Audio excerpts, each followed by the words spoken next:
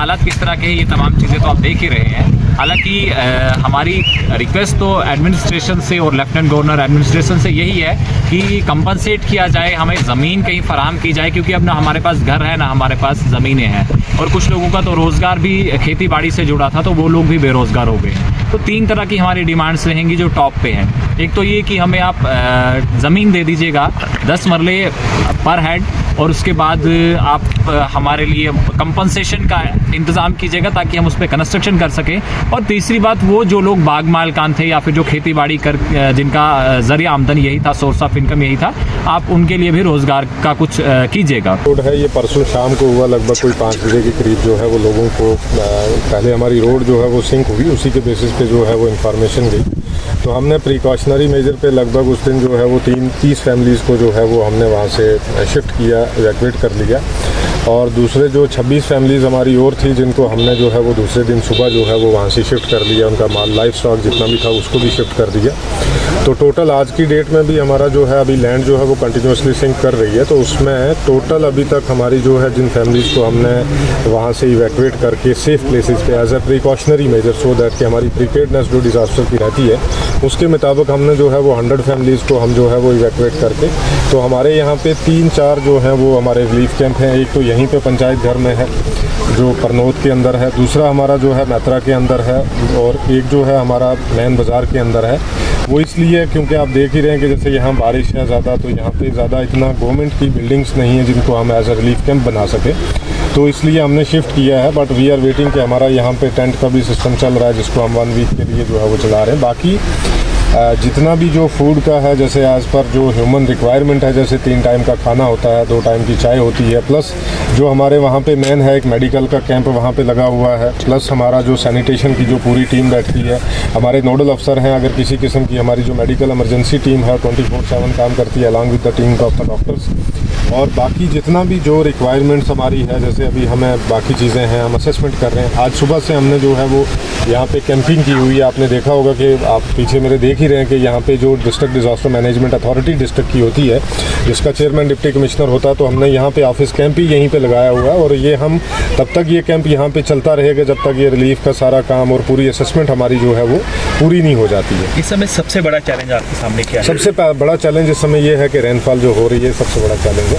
एक बार ये रुके सो दैट कि हम जो है वो बाकी असेसमेंट भी कर पाएँ। लैंड सिंक हो रही है, तो क्या अभी शुरुआती जांच में क्या निकला? जियोलॉजी की टीम जो है वो आई हुई है, वर्दी डिविजन जम्मू ने जो है वो टीम को सेंड किया, तो अभी वो सैंपल्स वगैरह ले रहे हैं, तो आफ्टर उसके बाद जो है वो बताएंगे। But as a precautionary measure उन्होंने भी जो है वो यही बोला है कि इस एरिया को जो है वो अभी बिल्कुल किसी किस्म से ह्यूमन का इंटरफेरेंस जो है अभी नहीं होना चाहिए। रिहेबिलिटेशन के लिए सर क्या प्लान कर रहे हैं आप? रिहेबिलिटेशन के लिए मैं ऑलरेडी बता चुका हूँ। रिलीफ कैंप में क्या 500 के करीब लोग होंगे? अभी जो है हमारी कैपेसिटी तो आप जानते ही हैं, रामबन में जो है वो हमारे इंतजामात ऐसे हैं कि लगभग हम 25,000 लोगों को जो है वो उनका स्टे जो है वो करवा सकते हैं। तो हमारे पास इंतज़ाम का कोई इशू नहीं है। जितने नंबर ऑफ पर्सन होंगे, अगर 1000 होंगे, 2000 होंगे, 5000 होंगे, हमें उसका कोई इशू नहीं है।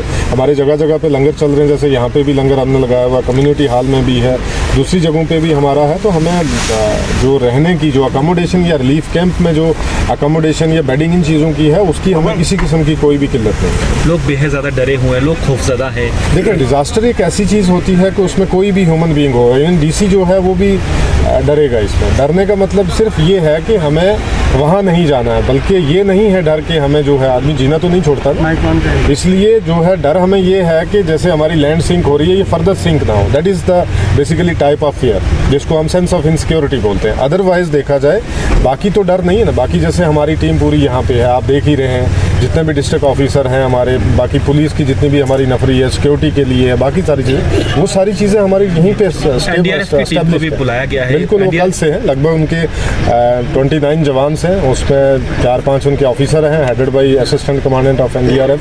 तो वो यहीं पे स्टेशन है अभी तक। तो जब तक रिक्वायरमेंट होगी उनको यहीं पे रखेंगे। पूरा एरिया रेड जोन डिक्लेयर है, तो लोगों अभी रेड जोन पूरा एरिया नहीं डिक्लेयर हुआ, अभी तो कुछ पोर्शन एक जो है उसको रेड जोन डिक्लेयर। लोगों से क्या अपील रहेगी आपकी? लोगों से मेरी अपील यही है, लोगों के बस यहाँ पे आए हैं, आपको जो है वो दिल छोटा नहीं करना है, क्योंकि जो उनका नुकसान हुआ है उसकी कोई भरपाई नहीं कर सकता। क्योंकि कोई भी फैमिली है जब वो अपना घर बनाती है, उसके साथ उसके जज्बात जुड़े होते हैं, इमोशंस जुड़े होते हैं, और कई सालों से जुड़े होते हैं, और वो नस्ल दर नस्ल मतलब फैमिली दर फैमिली जुड़े होते हैं। तो उनकी तो कोई भरपाई कर नहीं सकता। बट ये है कि किस तरीके से उनके दुख में हम शरीक हैं, और किस तरीके से उनकी जो भी पॉसिबल हेल्प है, सपोर्ट है, वो हम करेंगे। सर माली नुकसान बेहद ज़्यादा हुआ है लोगों का, गनीमत है कि जानी नुकसान नहीं हुआ, तो क्या क्या अभी तक हुआ है माली नुकसान? नहीं, माली नुकसान में सिर्फ लैंड सिंक हुई है और प्लस जो उसके ऊपर क्रॉप्स हैं वो हुई है। बिजली ढांचे को भी नुकसान हुआ? बिल्कुल, बिजली का तो जैसे आपने देखा, ये 2 टावर हमारे जो हैं 400 kV के जो हैं वो डैमेज हुए हैं, उसको भी जो है उनकी पावर ग्रिड के ये ट्रांसफार्मर्स हैं, उनकी टीम भी यहीं पे है, वो भी अपनी असेसमेंट कर रही है। रोड कनेक्टिविटी भी खत्म हो गई है? रोड कनेक्टिविटी गूल की जो है वो खत्म है अभी, लेकिन हमने उसके लिए जो डिगडोल जो